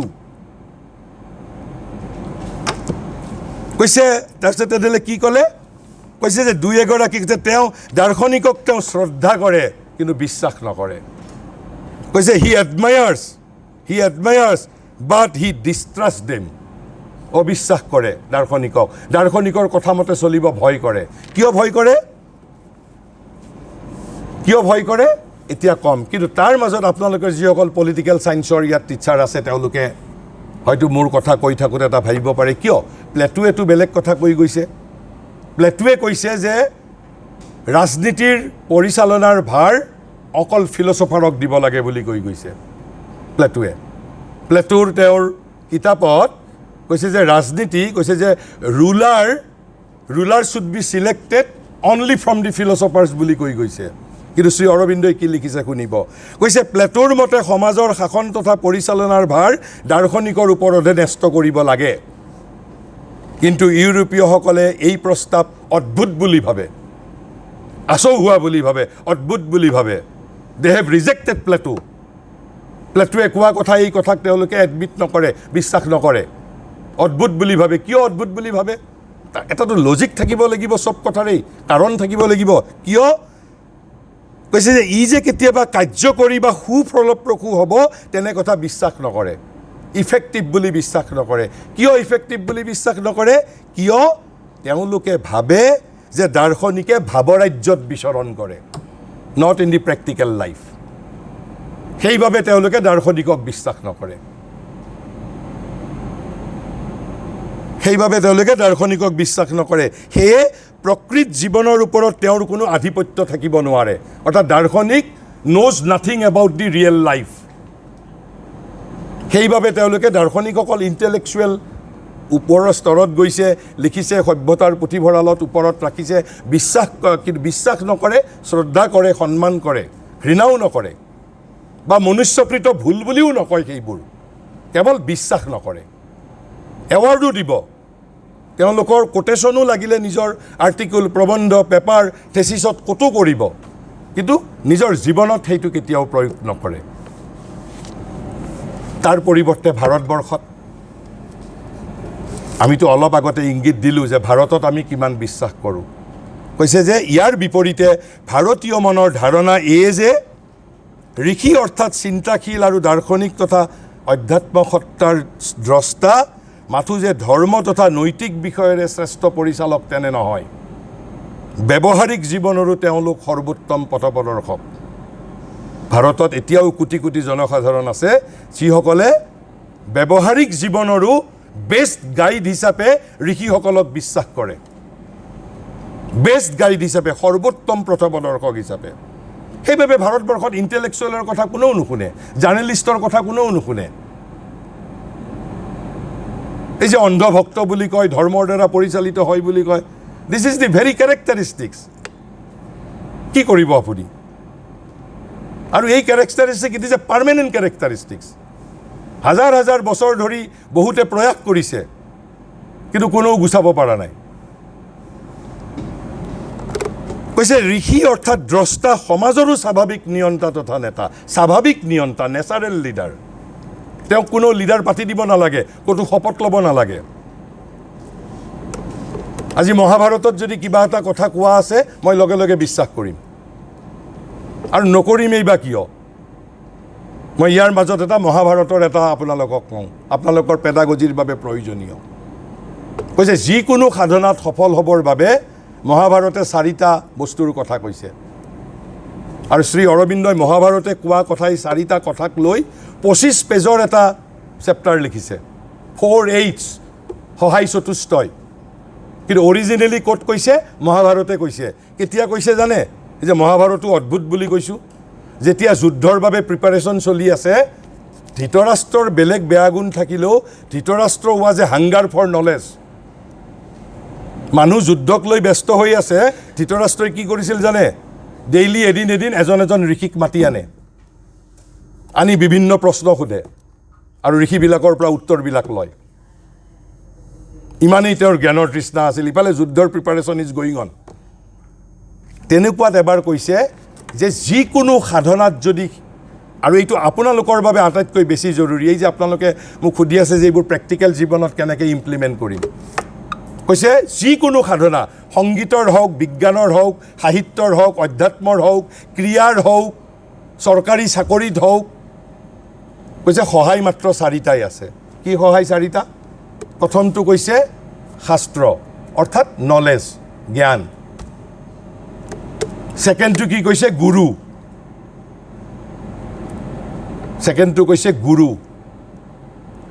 আৰু 3 নম্বৰটো কৈছে মই 3 নম্বৰটো অলপ পিছত কম 4 নম্বৰটো কৈছে কাল সময় কৈছে সময়তকৈ আগত কাৰো একো নহয় কৈছে আপোনাৰ ঘৰত বিয়া এখন আছে আপুনি কলপুলি ৰুইছে আপোনাক নিজৰ ঘৰৰ গছৰ কল লাগে আপোনাক 1.5 মাহতে লাগে নহব আপুনি নাপাব তাৰ কলৰ গছ ৰুৱাৰ পৰা ফল ওলোৱা লৈ there is a definite time cycle আপুনি কেতিয়া প্ৰস্ফুটিত হ'ব কৈছে কালৰ ওপৰত কাৰো নিয়ন্ত্ৰণ নাই ইউনিভাৰ্চিটিৰো কন্ট্ৰোল নাই ঋষিৰো কন্ট্ৰোল নাই কাৰো কন্ট্ৰোল নাই ইভেন ভগৱানৰো নিয়ন্ত্ৰণ নাই কালে কোন সময়ত কথাটো একমপ্লিশড হ'ব it will be decided by the kaal only গুৰু লাগিব জ্ঞান লাগিব ইট ইজ এডমিটেড তেনেহ'লে থাৰ্ড এলিমেণ্টটো কি কৈছে which is the most important element আৰু আপোনালোকে ছাত্ৰ ছাত্ৰীক কেৱল সেইটোহে কৰিব পাৰে আৰু শ্ৰী অৰবিন্দই দি অৰিজিনেল ইণ্ডিয়ান ৱৰ্ড ইংৰাজীত আৰ্টিকলটো লিখোঁতেও original Indian word has been kept তাৰ কোনো ইংৰাজী ট্ৰান্সলেশ্যন নাই দিয়া সেইটো কি উৎসাহ inspiration you can only inspire your student inspire যদি আপুনি ছাত্ৰ ছাত্ৰীক উৎসাহিত কৰিব পাৰে আপুনি তাক পলিটিকেল সায়েন্সৰ ইনফৰমেশ্যন নিদিলেও হ'ব সি নিজে কম্পিউটাৰৰ পৰা ল'ব সি নিজে ইণ্টাৰনেটৰ পৰা খুচৰি ল'ব আৰু এইটো ক'ত কৈছে মহাভাৰতে কৈছে আপুনি চাওকচোন আমিতো মহাভাৰত ভাবিছোঁ দুৰ্যোধন আৰু অৰ্জুনৰ যুদ্ধৰ কথা তাৰ মাজত এইবোৰ জ্ঞানো আছে নট অনলি ডেট তাত কূটনীতিও আছে এই যে ডিপ্ল'মেচি আছে ৰজাই কেনেকৈ পালন কৰিব লাগে তাৰ কথাও আছে কিন্তু ষ্টৰি টেলিংটো কেৱল বাহানাহে মই একদম বাহানা শব্দটো ইউজ কৰিছোঁ সেইটো এটা অজুহাতহে ষ্টৰি টেলিঙৰ মাজে মাজে বেদ আৰু উপনিষদৰ কথাবোৰ প্ৰেক্টিকেল জীৱনত how it can be and how it is being implemented সেইটো দেখাই গৈ আছে আৰু সেইবাবে মহাভাৰত ৰামায়ণ এতিয়াও কোনেও ছাৰপাছ কৰিব পৰা নাই আজি বৰ্তমান নোবেল প্ৰাইজ পোৱা এখন উপন্যাস 5000 বছৰ পিছত কোনোবাই পঢ়িব নাই ইট ইজ ডাউটফুল কিন্তু Mahabharata and Ramayana has already proved যে 5000 পিছতো তেওঁলোকৰ বস্তু আজিও চলি আছে আউটডেটেড হোৱা নাই অবছলেট হোৱা নাই কিন্তু আমাৰ আজিৰ দিনটোত পৃথিৱীৰ বিখ্যাত এখন নোভেল 200 বছৰ পিছত মানুহে পঢ়িব নে নপঢ়িব it is very much doubtful গতিকে কৈছে যে ভাৰতবৰ্ষই কৈছে সম্বোধিজাত জ্ঞান সম্বোধিজাত শব্দটো ক'লে অলপমান ভাৰী হৈ যায় সম্বোধি তাত এটা উপসৰ্গ লগাইছে বাবে বোধি অৰ্থাৎ ইনটিউটিভ নলেজৰ কথা কৈছে সম্বোধিজাত জ্ঞান জ্ঞানৰ দ্বাৰা সভ্যতাৰ পৰিচালনা তথা আদৰ্শ নিৰ্ণয়ৰ ভাৰ তেওঁ ঋষিৰ হাততেই অৰ্পণ কৰে বৰং ভাৰতবৰ্ষই ভাৰতীয়ই ঋষিকহে বিশ্বাস কৰে ৰজাকো বিশ্বাস নকৰে পলিটিকেল লিডাৰকো বিশ্বাস নকৰে সাহিত্যিককো বিশ্বাস নকৰে কবিকো বিশ্বাস নকৰে ঋষিক যিমান বিশ্বাস কৰে তেনেহ'লে একদম শেষৰ ফালে আহিছোঁ। তেনেহ'লে এই যে মই একেবাৰে যদি ইন এ নাটছেল যে ভাৰতীয় সংস্কৃতিৰ যিটো ৰেইজন ডে এট্ৰে বুলি যিটো আমি কওঁ, ৰেইজন ডে এট্ৰে, ইণ্ডিয়ান ফিলচফিৰ মূল উদ্দেশ্যটো কি তেতিয়াহ'লে? কিয় মই কৈছোঁ যে দৰ্শন আৰু ফিলচফি বেলেগ বেলেগ? তেনেহ'লে আমি ৱেষ্টত philosophy it is almost an ineffective intellectual exercise only, জীৱনৰ লগত কোনো সম্বন্ধ নাই তাৰ, সেইবাবে তাৰ মানুহে তেওঁলোকক বিশ্বাসো নকৰে। কিন্তু কৈছে দৰ্শন আৰু ধৰ্ম ভাৰতীয় সংস্কৃতিৰ আত্মা, দৰ্শন আৰু ধৰ্ম ভাৰতীয় সংস্কৃতিৰ আত্মা, উভয়ে পৰস্পৰৰ মাজত অনুপ্ৰবৃষ্ট হৈছে। প্ৰবৃষ্ট মানে ধৰ্মৰ মাজত দৰ্শন সোমাইছে, দৰ্শনৰ মাজত ধৰ্ম সোমাইছে। অৰ্থাৎ অনুপ্ৰবৃষ্ট মানে কৈছে ইনছেপাৰেবল ফ্ৰম ইটছ আদাৰ এণ্ড ইণ্টাৰপেনিট্ৰেটিভ এণ্ড ইনছেপাৰেবল ফ্ৰম ইটছ আদাৰ। কৈছে ধৰ্মক দৰ্শনৰ পৰা পৃথক কৰিব নোৱাৰি, দৰ্শনক ধৰ্মৰ পৰা পৃথক কৰিব নোৱাৰি। ভাৰতত প্ৰতিটো ধৰ্ম সম্প্ৰদায়ৰেই আপুনি যাব, তেওঁলোকৰ এটা ফিলচফি আছে, তেওঁলোকক এটা ফিলচফিহে গাইড কৰে। There is a books of philosophy. তেনেহ'লে এইটো এটা another characteristics of Indian philosophy. কিন্তু আমাৰ ৱেষ্টত যি ধৰণৰ ফিলচফি সৃষ্টি হৈছে সেইবোৰ বস্তুক ইয়াত ফিলচফিৰ মৰ্যাদাই নিদিব, সেইবোৰক কেৱল ইণ্টেলেকচুৱেল থেচিছ বুলি ক'ব, লাইক PhD থেচিছ যেনেকুৱা আমাৰ ছ'চিয়েল ছায়েন্সত হয়। তাত যদি আমাৰ ইয়াত ফিলচফিৰ মৰ্যাদা পাব লাগিলে ধৰ্ম আৰু স্পিৰিচুৱেলিটিৰ ইনগ্ৰেডিয়েণ্ট থাকিব লাগিব, তাত লাইফ ইনক্লুডেড হ'ব লাগিব। এইকেইটা বস্তু যদি ফুলফিলমেণ্ট অফ লাইফ, জীৱনৰ লক্ষ্য, জীৱনৰ সাৰ্থকতা, এইবোৰ বস্তু যদি নাথাকে তেনেহ'লে that write-up will not be regarded as a piece of philosophical writing. তেনেহ'লে ভাৰতীয় দৰ্শনৰ অস্তিত্বৰ একমাত্ৰ হেতু কি? অৰ্থাৎ ৰেইজন ডে একমাত্ৰ হেতু, তাৰ আৰু কোনো 2 নম্বৰ কোনো উদ্দেশ্য নাই। ভাৰতীয় দৰ্শনৰ কি? কৈছে ভাৰতীয় দৰ্শনৰ সমগ্ৰ উদ্দেশ্য, ইয়াৰ অস্তিত্বৰ একমাত্ৰ হেতু কি হেতু? কৈছে অধ্যাত্ম সত্তা বা আত্মাৰ জ্ঞান লাভ। দিছ ইজ দি আল্টিমেট গ'ল, অধ্যাত্ম সত্তা আৰু আত্মাৰ জ্ঞান লাভ। যদি কোনোবা ফিলচফিয়ে মোক নলেজ অফ সোল দিব পৰা নাই, it will be rejected. It will be rejected as a dry philosophy, ineffective philosophy. কৈছে আধ্যাত্মিক উপলব্ধি, স্পিৰিচুৱেল ৰিয়েলাইজেশ্যন আৰু আধ্যাত্মিক জীৱনত উপনীত হোৱাৰ প্ৰকৃত পথ নিৰ্ণয় কৰা। মই যাতে আধ্যাত্মিক জীৱনত আধ্যাত্মিক উপলব্ধি কৰিব পাৰোঁ আৰু মই কি ৰাস্তাৰে গতি কৰিম তাৰ পথ নিৰ্ণয়ত ভাৰতীয় দৰ্শনে মোক সহায় কৰিব পাৰিব লাগিব। যদি নোৱাৰে, that piece of writing will not be regarded as philosophy, as দৰ্শন। কৈছে সেয়াই ধৰ্মৰো মুখ্য অভিপ্ৰায় তথা তাৎপৰ্য, সেয়াও ধৰ্মৰো মুখ্য অভিপ্ৰায় তথা তাৎপৰ্য। ধৰ্মৰ বেলেগ তাৎপৰ্য নাই।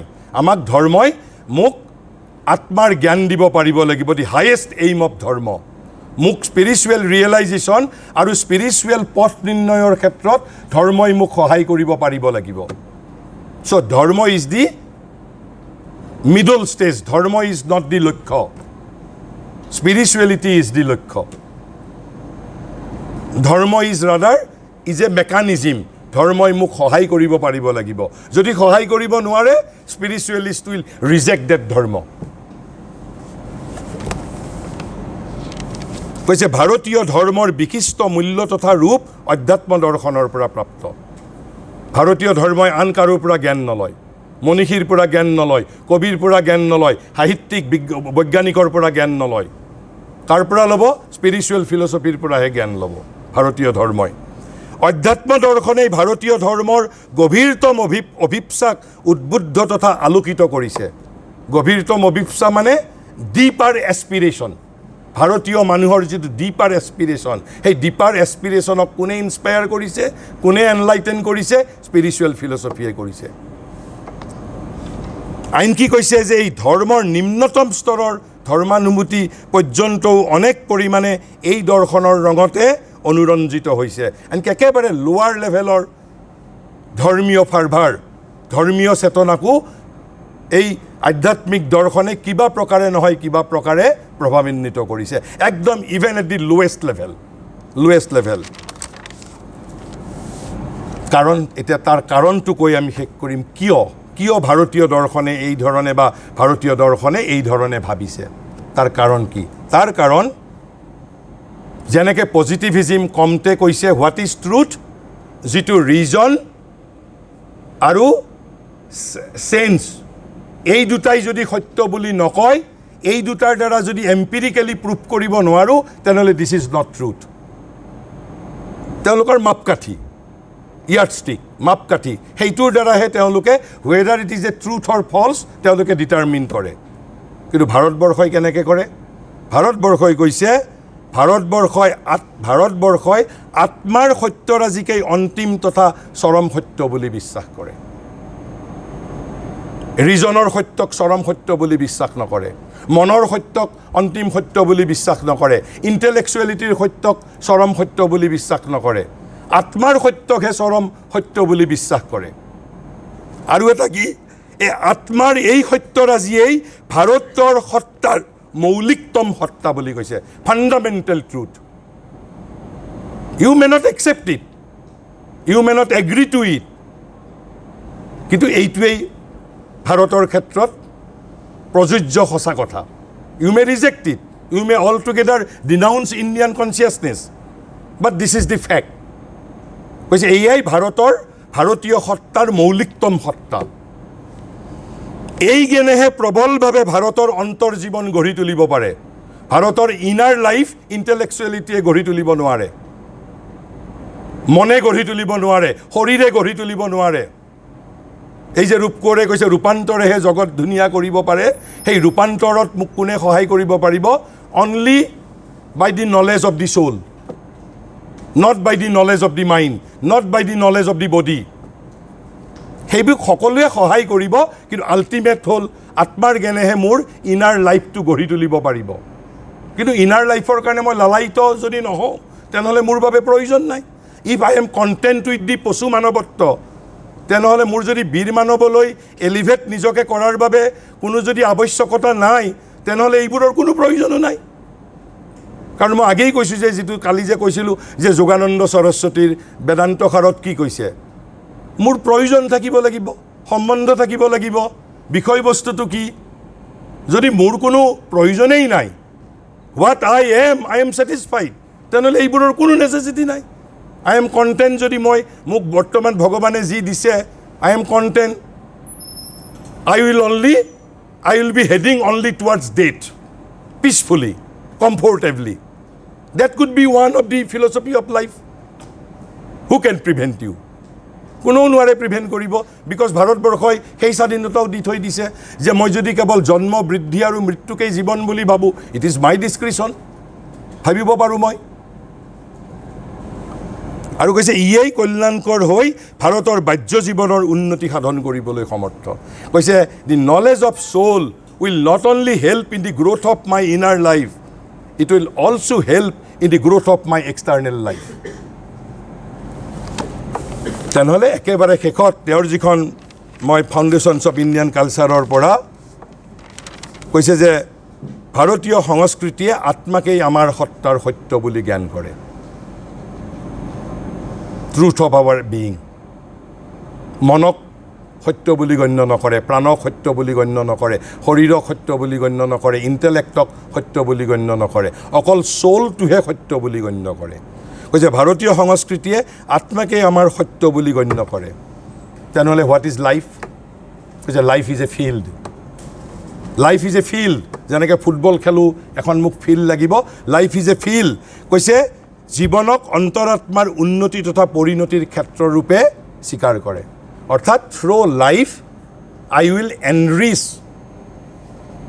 Will enrich and expand my soul আৰু এই যিটো অংশ সনাতন হৈ আছে পোৰ্চন ইটাৰনেল হৈ আছে one day it will become full আৰু এভৰি ছাকচেছিভ লাইফত the same soul will come again and again প্ৰত্যেকবাৰে এতিয়া বহুতে যে কয় আমাৰ মৃত্যুৰ সময়ত আমি চব বস্তু আমি পৃথিৱীত এৰি থৈ গুচি যাম মই এৰি থৈ যাবৰ বাবে অহা নাই মই লৈ যাবৰ বাবে আহিছোঁ মোৰ জীৱনৰ সমস্ত অভিজ্ঞতা মই লৈ যাবৰ বাবে আহিছোঁ কিন্তু নট অল দি এক্সপেৰিয়েঞ্চ কৈছে অকল দি সাইকিক এক্সপেৰিয়েঞ্চ অকল যিটো অন্তৰাত্মাৰ মই আজি কৰবাত মোক বন্ধুৱে ভাত খাব মাতিছিল ভাত খাওঁতে মই অলপ বিনোদন কৰিলোঁ আমোদ প্ৰমোদ কৰিলোঁ সেইটো চলে ৰেকৰ্ড নকৰে চলে কোনটো ৰেকৰ্ড কৰিব চলৰ গ্ৰোথৰ বাবে যিটো প্ৰয়োজনীয় এক্সপেৰিয়েঞ্চ নহ'লে চলটো ইভলিউশ্যন কেনেকৈ হৈছে চলটো কেনেকৈ প্ৰত্যেক বাৰতে কেনেকৈ ডেভেলপ হৈছে ছাকচেছিভ লাইফৰ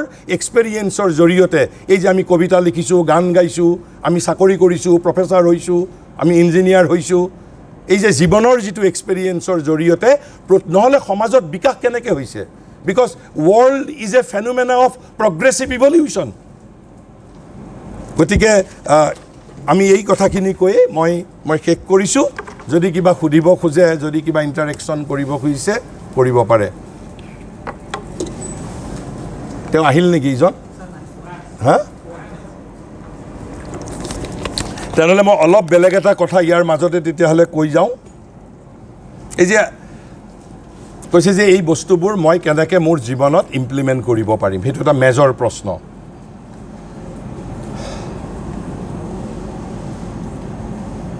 প্ৰথম কৈছে যে ফাৰ্ষ্ট ৰিকোয়াৰ্ড কোৱালিটি যদি আমি অন্য কোনো পাৰ্টিকুলাৰ এটা ডিচিপ্লিন অফ যোগত যদি আমি নাযাওঁ যে first one is required aspiration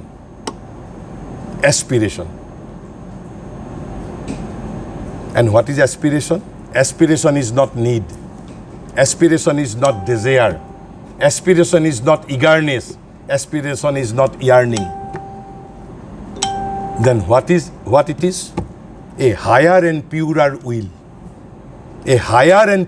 will aspiration কিন্তু আমাৰ পলিটিক্যাল পাৰ্লেন্সত কিন্তু এছপিৰেশ্যন ৱৰ্ডটো একেবাৰে তলৰ ডিজায়াৰৰ লেভেলত ব্যৱহাৰ কৰে তাৰ মিনিংটো ইয়াৰ প্ৰকৃত ভাৰতীয় সংস্কৃত প্ৰতিশব্দ হ'ল অভিপ্সা এছপিৰেশ্যনৰ ভাৰতীয় প্ৰতিশব্দ হ'ল অভিপ্সা but what type of aspiration It has to be intense aspiration. It has to be sincere aspiration. It has to be honest, sincere, and intense aspiration. If there is honesty in your aspiration, if there is intensity in your aspiration, if there is sincerity in your aspiration, the remaining necessity will be taken care of by the Sri Krishna living within you. This is what is asked from you, a pure, sincere, intense, honest aspiration. কিন্তু প্ৰশ্ন হ'ল আপোনাৰ মাজত এটা প্ৰশ্ন আহিব পাৰে এছপিৰেশ্যনটো কেনেকৈ আহিব এটা হ'ল এইটো এটা ইভলিউশ্যনাৰী প্ৰগ্ৰেশ্যন তাৰ বাবে ভগৱানে সকলোকে ইউনিভাৰ্চেলি কম্পেশ্যন বুলি যিটো আমি কওঁ গ্ৰেচটো হ'ল ডিছক্ৰিশ্যনাৰী বাট কম্পেশ্যন ইজ ইউনিভাৰ্চেল যিটো কম্পেশ্যন শব্দ ইংৰাজীত আছে ভগৱান is compassionate to you as well as me irrespective of everybody কিন্তু ভগৱানে গ্ৰেচ দিছিল অকল অৰ্জুনকে অৰ্জুনৰ ক্ষেত্ৰত Shri Krishna was doing partiality Why?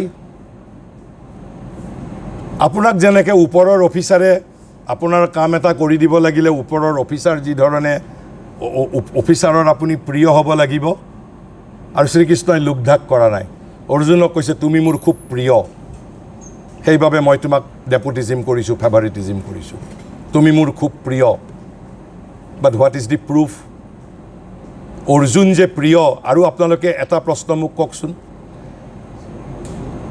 আমাৰ দাপৰ যুগত গীতাৰ দৰে এখন মহাশাস্ত্ৰ ভগৱানে কাৰ সন্মুখত ৰিভিল কৰিছে অৰ্জুনৰ সন্মুখত অৰ্থাৎ গীতাৰ ইনাগুৰেশ্যনৰ দিনা there was only one audience one listener মাত্ৰ এজন শ্ৰোতা আৰু গীতাখন ক'ত ৰিভিল হৈছে ফিলচফাৰৰ গৱেষণাগাৰত নহয় ষ্টাডি ৰুমৰ মাজত নহয় ৰিচাৰ্চ লেবৰেটৰীৰ মাজত নহয় ইন দি ৱাৰ ফিল্ড আৰু কাৰ আগত কৈছে not to a philosopher not to a gyani not to a wise man, not to a rishi, but to a fighter.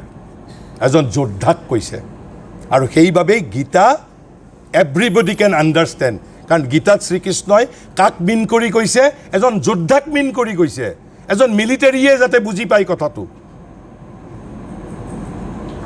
কিয় Gita Arjun has been chosen অৰ্জুনতকৈ সেই সময়ত জ্ঞানী মানুহ বহুত আছিল ইভিন তেওঁলোকৰ পাঁচ ভায়েকৰ মাজতেই যুধিষ্ঠিৰ ৱাজ মোৰ ৱাইজাৰ মোৰ স্কলাৰ বিদুৰ আছিল ভীষ্ম আছিল আনকি যদি যোদ্ধাৰ ফালৰ পৰাও চোৱা যায় Karna was more mightier than Arjun still Shri Krishna selected Arjun হোৱাই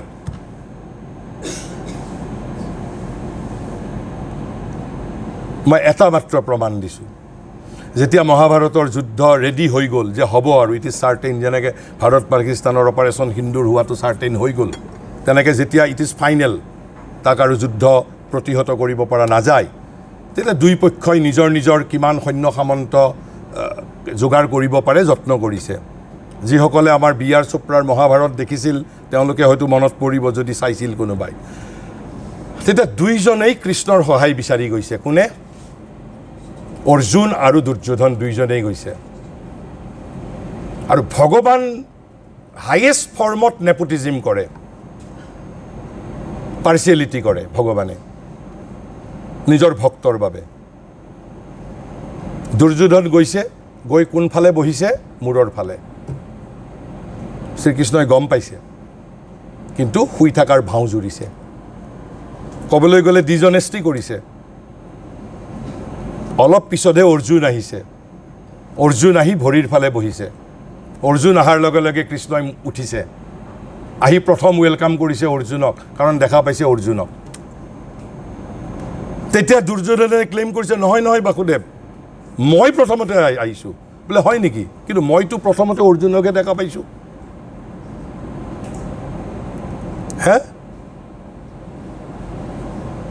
তেতিয়া কৈছে যে হেৰি তেতিয়া ক'লে যে দুইজনক সুধিলে কিহৰ কাৰণে আহিছে যে সহায় লাগে ক'লে কি লাগে কোৱা কিন্তু কৈছে যে প্ৰথম সুধিব পাৰিব প্ৰথম বিচাৰিব পাৰিব অৰ্জুনে কাৰণ মই অৰ্জুনক প্ৰথমতে দেখা পাইছোঁ তেতিয়া দুৰ্যোধনে কৈছে নহয় মই প্ৰথমতে আহিছোঁ কাৰণ দুৰ্যোধনৰ ভয় যদি অৰ্জুনে চব সৈন্য সামন্ত খুজি লৈ যায়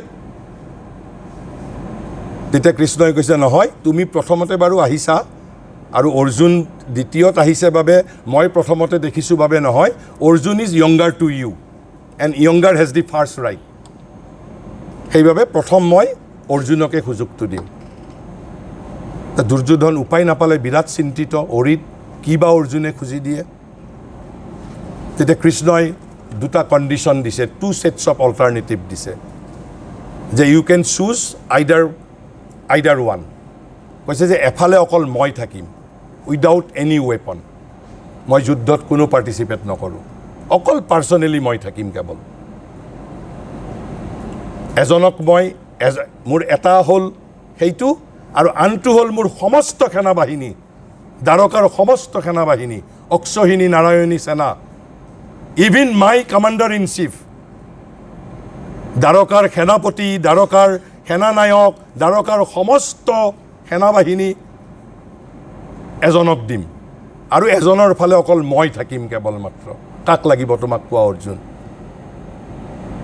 অৰ্জুনে কৈছে মোক কোনো সেনাবাহিনী টানাবাহিনী নালাগে অকল আপুনি থাকিলেই হ'ব অকল আপুনি থাকিলেই হ'ব তেতিয়া দুৰ্যোধনে ভাবিছে ই অৰ্জুনটো কি মূৰ্খ যিটো দুৰ্যোধনৰ বিৰাট চিন্তাত আছিল তেতিয়া দুৰ্যোধনে তেতিয়া কৃষ্ণক কৈছে ঠিক আছে আৰু মোতকৈ সৰু হয় তেওঁ যেতিয়া আপোনাক বিচাৰিছে মোক বাকীটোৱেই দিয়ক আৰু তাৰ পিছত আহি দুৰ্যোধনে যেতিয়া শকুনিক কৈছে মামা আজি ই অৰ্জুনটো কিমান মূৰ্খ এটা মহা কিয় এই যে ভগৱানে কিয় পাৰ্চিয়েলিটি কৰিছে কিয় গীতাত সমগ্ৰ কুৰুক্ষেত্ৰ যুদ্ধৰ ভিতৰত অৰ্জুনক প্ৰটাগনিষ্ট হিচাপে মেইন হিৰো হিচাপে কৃষ্ণ চিলেক্টেড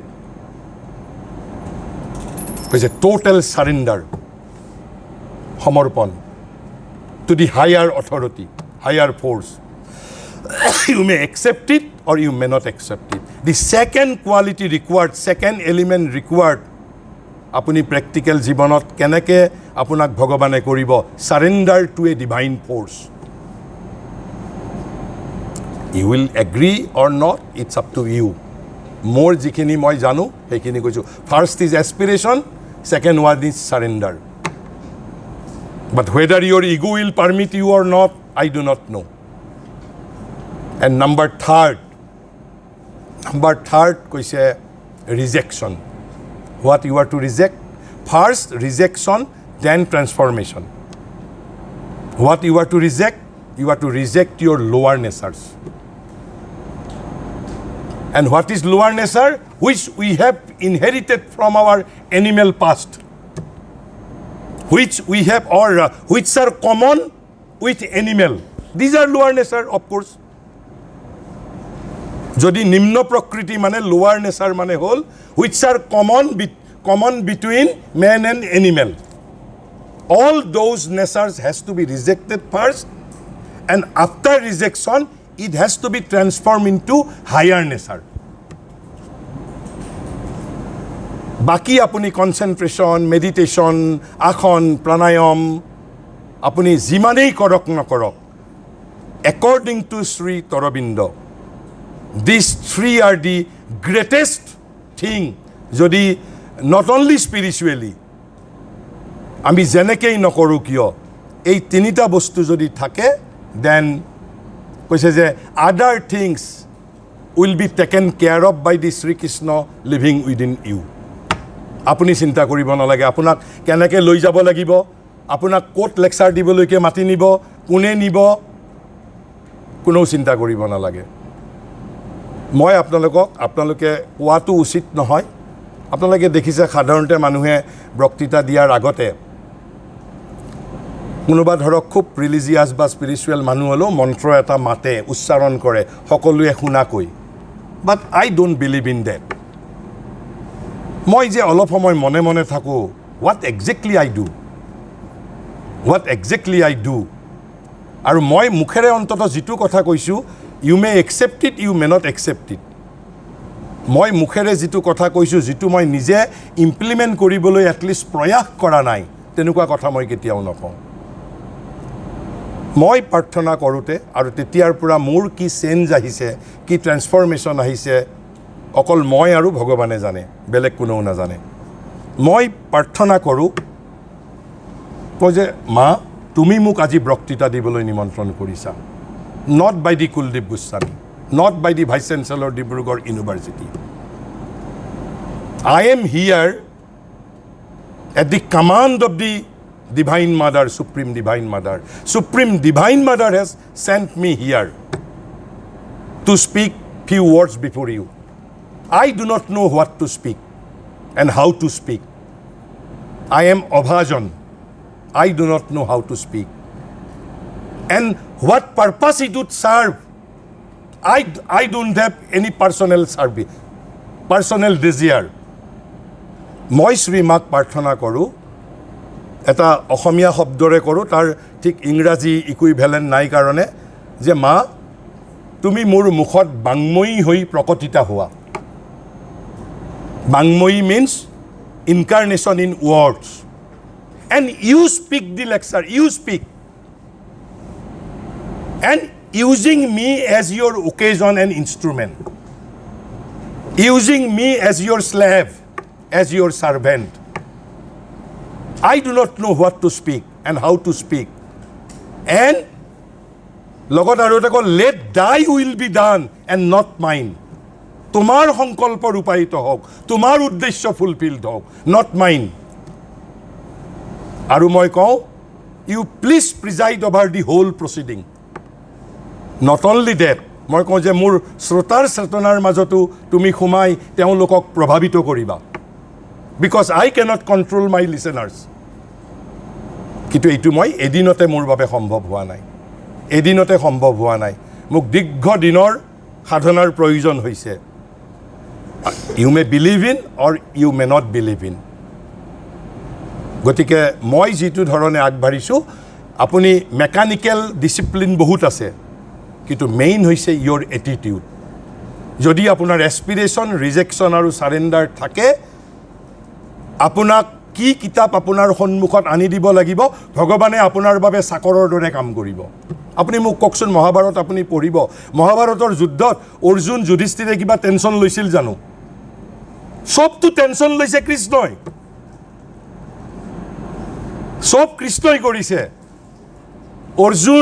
অৰ্জুন যুধিষ্ঠিৰ কেৱল অকেজন আনকি শ্ৰীকৃষ্ণই স্পষ্টভাৱে গীতাৰ 11 নম্বৰ অধ্যায়ৰ 33 নম্বৰ শ্লোকত কৈছে কি বুলি কৈছে নিমিত্ত মাত্ৰ ভৱ অৰ্জুন ময়েইবতে নিয়তা পূৰ্বমেব নিমিত্ত মাত্ৰ ভৱ সব্যসাচীন তুমি যাক নামাৰো বুলি কৈছা যে মই ভীষ্মক মাৰিব নোৱাৰো মোৰ এই আত্মীয় স্বজনক মাৰিব নোৱাৰো কৈছে অল আৰ কিল্ড অলৰেডি বাই মি মই সকলোকে মাৰি থৈছো আৰু কৃষ্ণই মুখত অৰ্জুনে দেখা পাইছে যেতিয়া বিৰাট ৰূপ দেখাইছে বিৰাট ৰূপত দেখা পাইছে যে সকলো এই হাজাৰ হাজাৰ লাখ লাখ সৈন্যবাহিনীক কৃষ্ণই গ্ৰোগ্ৰাসে গিলিব ধৰিছে কৈছে জিত্তা শত্ৰুন ভুংস ৰাজ্য সমৃদ্ধম কৈছে শত্ৰুক বিজয় কৰা আৰু এই সমৃদ্ধ ৰাজ্য ভোগ কৰা ময়েইবতে নিহতা পূৰ্বমেব নিমিত্ত মাত্ৰ ভৱ সব্যসাচীন নিমিত্ত মাত্ৰ বি অনলি মাই অকেজন মোক কেৱল এটা মোক ইনষ্ট্ৰুমেণ্ট লাগে এটা অকেজন লাগে and if you do not agree to I will replace you I will choose তেতিয়া মই বেলেগ অকেজন লৈ ল'ম আৰু তাৰ মই এটা ষ্ট্ৰংগেষ্ট এক্সাম্পল কৈ মই শেষ কৰিছোঁ ফ্ৰেঞ্চ ৰিভলিউশ্যনৰ ষ্ট্ৰং আৰ্কিটেক্ট আছিলে তেওঁৰ নাম আছিল মিৰাবু